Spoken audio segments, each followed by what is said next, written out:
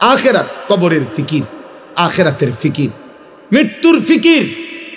আমি আর তুমি ভাই, জোয়ান ছেলেরা, বাবা মনে রেখো, আব্বা তুমি আমি যদি সবাই মিলে এটা বুঝে নিতাম যে খাইয়া পইরা দুনিয়া সমান সমান, পেটে ভাতে দুনিয়া, এরপরে আর কিছু নাই। মৃত্যু মানে শেষ, মৃত্যু মানে হারিয়ে যাওয়া, মৃত্যু মানে নিশ্চিহ্ন হয়ে যাওয়া। না রে ভাব, আল্লাহ তাআলা বলছেন বান্দা মৃত্যু মানে নিশ্চিহ্ন না, মৃত্যু মানে আমি আল্লাহর কাছে ফিরে আসা, মৃত্যু মানে আমার কাছে আসা, আমার কাছে। কুল ইয়াতাওয়াফাকুম মালাকুল মাউত আল্লাযী ওয়াক্কিলা বিকুম সুম্মা ইলা রাব্বিকুম তুরজাউন। আল্লাহ কোরআনে বলেন, হে নবী আপনি বলে দেন তোমাদের সকলকে আমি আল্লাহর পক্ষ থেকে নির্ধারিত ফেরেশতা মালাকুল মউত আজরাইল তোমাদের মৃত্যু ঘটাবেন এবং অতঃপর তোমরা সকলেই ইলা রাব্বিকুম তুরজাউন, তোমাদের রবের কাছেই ফিরবে। মৃত্যু মানে হারিয়ে যাওয়া না, মৃত্যু মানে আল্লাহর কাছে ফিরে যাওয়া। কোরআনুল কারীমের মধ্যে আছে, আল্লাহ বলেন ফাকাশাফনা আনকা গিতাআকা ফাবাসারুকাল ইয়াওমা হাদীদ। আল্লাহ বলেন মৃত্যু মানে তোমার চোখে, তোমরা মনে করেছো মৃত্যু মানে এই লোকটা চোখ বন্ধ করে ফেলছে আর কিছু দেখে না। আল্লাহ বলে না বান্দা, দুনিয়ার এই অংশ থেকে আমি তার চোখ বন্ধ করছি। মৃত্যু মানে আমি তার চোখ আগের চাইতে পাওয়ারফুল করে দিয়ে কবর থেকে এবার এমন চোখ খুলে দিছি যে কবরের মাটির থেকেই সে জাহান্নাম পর্যন্ত দেখতে পারে।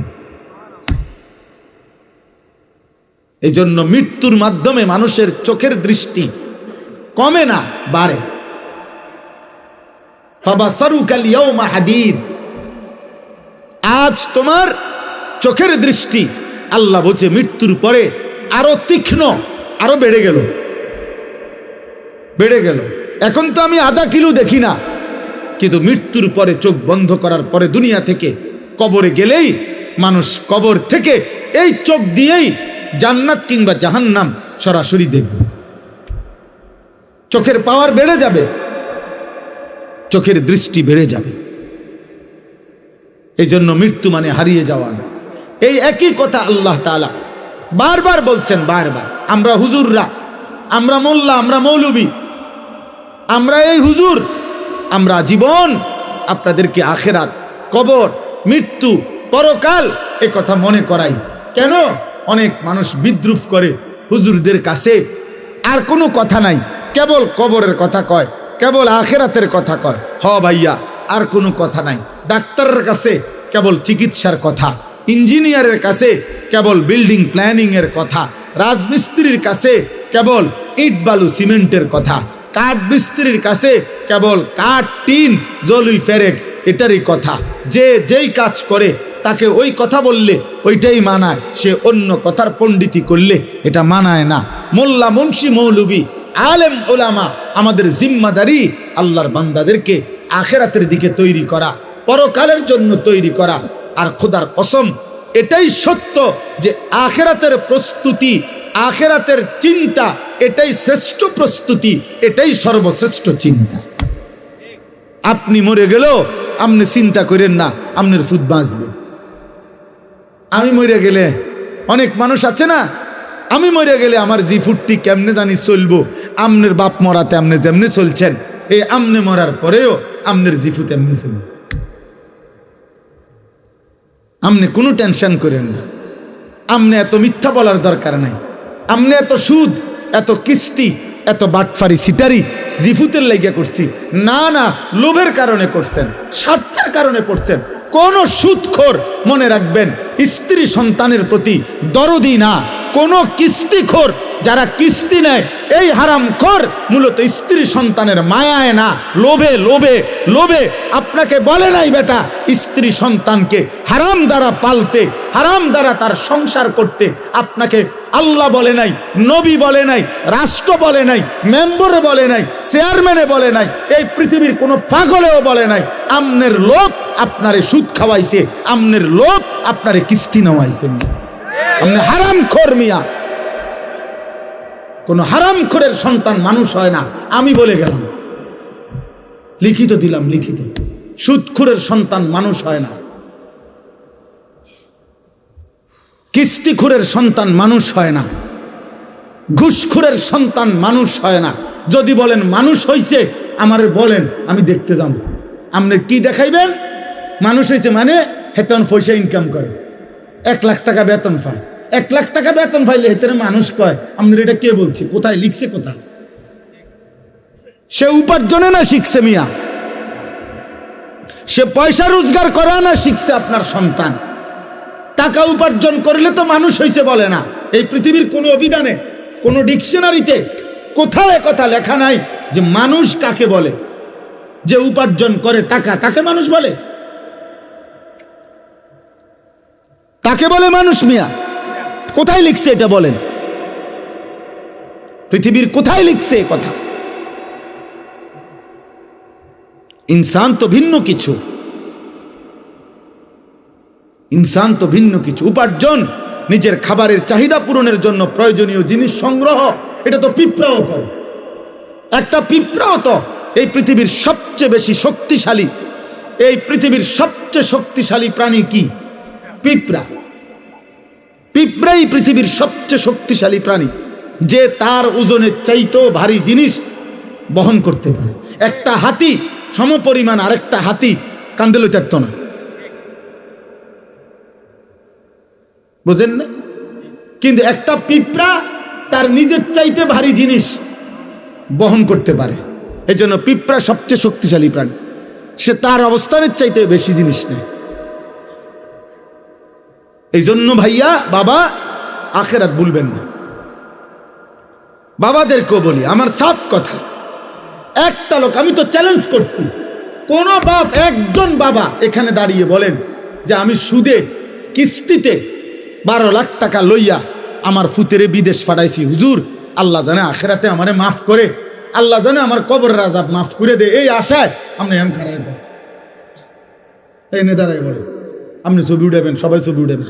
এবারটা যে এবারটা সুদে টাকা লইছে, লইয়া কিস্তিতে টাকা নিয়া এবারটার ফুতেরে বিদেশ পাঠাইছে, আল্লাহ জানে উনারে এবারটারে জাহান্নাম থেকে মুক্তি দেয়, আখেরাতে জানে মাফ করে, এই আশায় এটা এমন কর।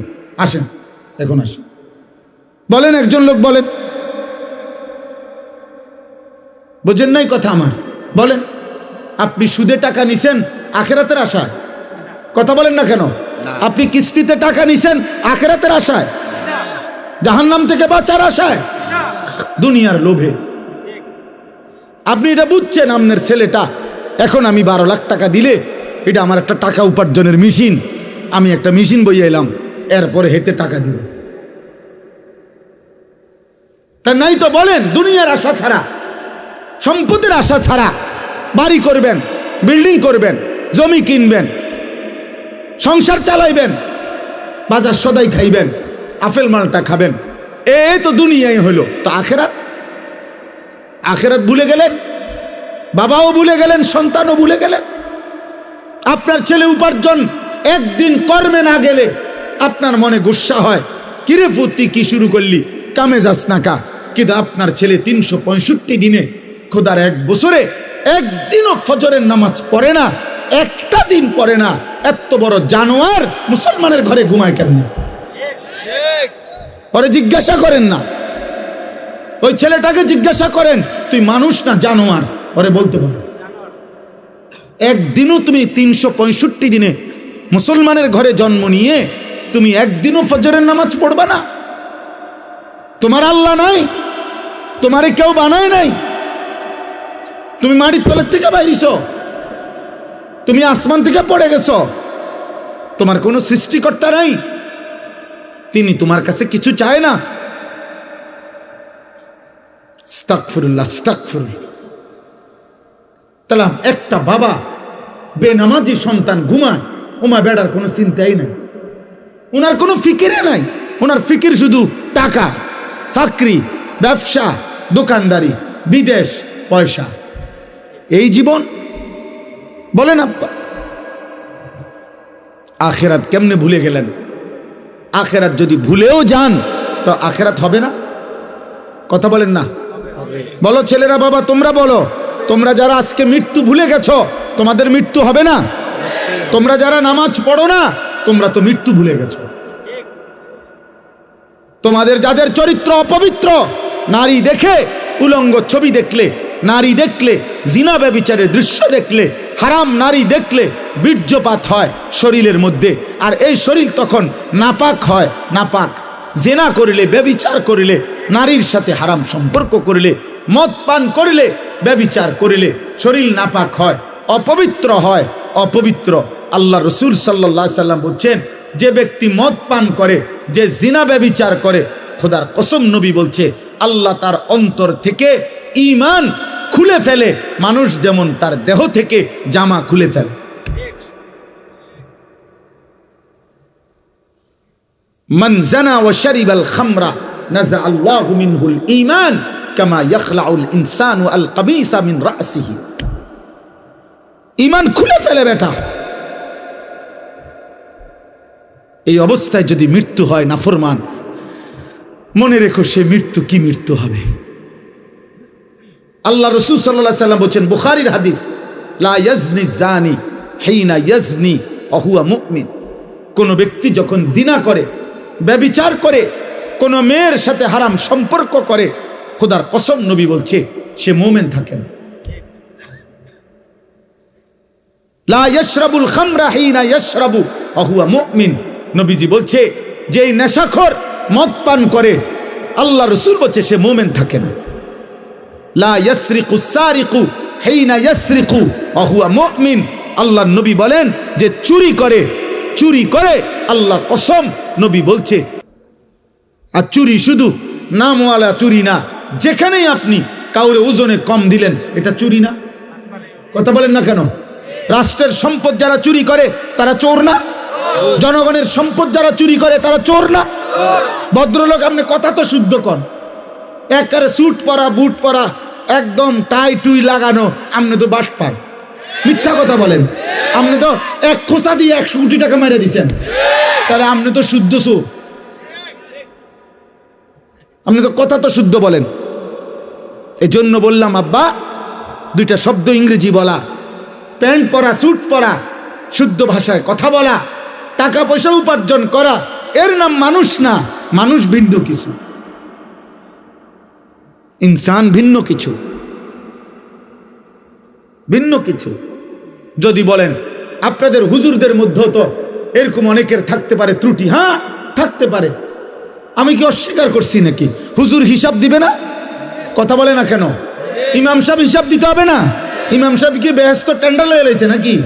তাইলে বক্তা সাহেব কি বেহেস্ত? আমি কি এখন বেহেস্ত থেকে আসছি? আমি ক্যান্টনমেন্ট থেকে আসছি, সাবের বাজার থেকে। হিসাব আমাকেও দিতে হবে, আপনাকেও দিতে হবে। এজন্য আমিও চেষ্টা করি, আপনিও চেষ্টা করবেন। আমি তো আল্লাহকে সাক্ষী রেখে বলতে পারি ইনশাআল্লাহ। আপনি বলেন, আমি বলি, আমি 5 ওয়াক্ত নামাজ আজকে জামাতের সাথে পড়ছি। আপনি দাঁড়ান, যুবক ভাই তোমরা তো বলো। এই জন্য একজন আরেকজনের কাঁধা ছোড়াছড়ি করলে হবে না। আপনারও তো দোষ আছে না, আপনারও তো দোষ আছে, এ কথা বললে হবে না আব্বা। আপনার দোষ আমার দোষ প্রশ্ন না। আমাদের প্রত্যেকেই আল্লাহর সামনে যেতে হবে, আখেরাতে যেতে হবে। এই গুনাহ থেকে বাঁচতে হবে, গুনাহ থেকে বাঁচতে হবে। প্রতিটা গুনাহ বাবা, প্রতিটা গুনাহ, প্রতিটা পাপ, খোদার কসম আল্লাহর নবী বলছেন ওয়া ইন্নাল ফুজুরা ইয়াহদি ইলান নার। নবীজি বলছেন উম্মত, প্রতিটা গুনাহ তোমাদেরকে জাহান্নামের দিকে টেনে নিয়ে যাবে।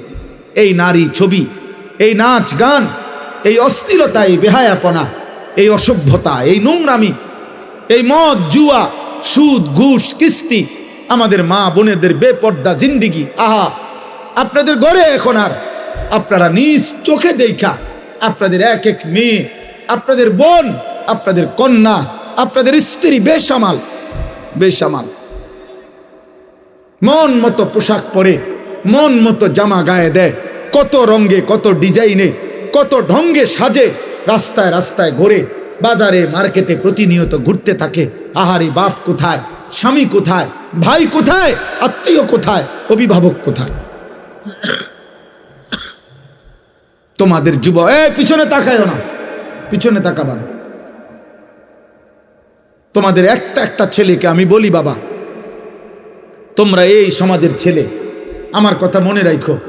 তোমরা যেভাবে আজকে নামাজ ছাড়া এই মোবাইলে আসক্ত হয়ে তোমরা যেভাবে নারী ছবি আসক্ত হয়ে গেছ, তোমাদের আগামী 10 বছর পরে আল্লাহ চাহে তো হায়াত দিলে আজকে তোমাদের যাদের বয়স 14, 16, 18, 20 বছর, তোমরা প্রত্যেকেই হারাম প্রেম তালাশ করছো, তোমরা প্রত্যেকেই কোনো না কোনো মেয়ের সাথে সম্পর্ক করতে চাচ্ছ, তোমরা নামাজ ছেড়ে দিচ্ছ। আমার আব্বা মনে রাখো, আগামী 10 বছর পরে, আগামী 15 বছর পরে হতে পারে তোমাদের তখন বিয়ের প্রয়োজন হবে, তোমার বোনেরও বিয়ে দিতে হবে, তোমারও বিয়ে করতে হবে। পবিত্র স্বামী তোমার বোনের জন্য একটা নেককার পবিত্র ছেলে কই বাবা, তোমার জন্য একটা চরিত্রবান মেয়ে কই পাইবা? তোমরাই তো তোমাদের সমাজ শেষ করে দিচ্ছ। আমার কথা হাসি দিয়ে উড়াই দিও না, একজনও ভাইবা, একজন। তোমার সমাজ তো তুমি, তোমার যদি কোনোদিন এক ওয়াক্ত নামাজ পড়তে মন না চায়, তো তোমার সমাজের বাকি ছেলেদের কি অবস্থা?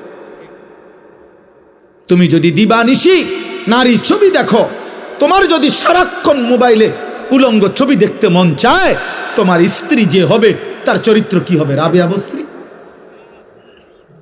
তোমার বোনের যে স্বামী হবে ওর চরিত্র কি হবে? ও কোত্থেকে আসবে? ও তো আলগা গ্রহ থেকে, মঙ্গল গ্রহ থেকে আসবে না, ও তো এই সমাজেরই বেড়ে ওঠা মানুষ, ও তো এই সমাজের বেড়ে ওঠা মানুষ।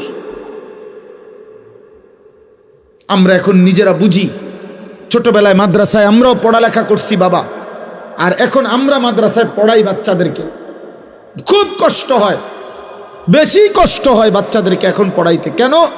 একটা বাচ্চা আপনার তার বাড়িতে গেলে তার চারিদিকে তার বাড়ির চাচাতো ভাই, মামাতো ভাই, ফুফাতো ভাই, জ্যাঠাতো ভাই, খালাতো ভাই, আপন বড় ভাই, আপন মা, আপন বোন, প্রত্যেকের হাতে দেখে একটা একটা বড় মোবাইল, সবাই ছবি তুলতেছে, ভিডিও করতেছে, সবাই আপনার নাটক দেখতেছে।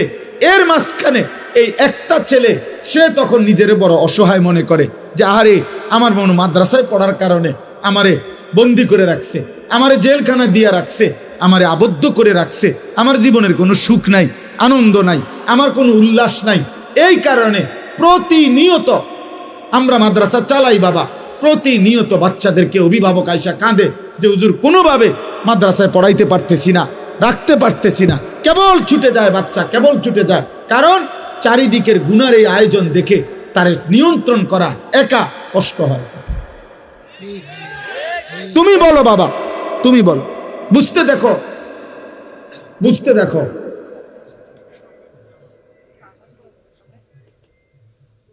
বুঝতে শেখো বাবা,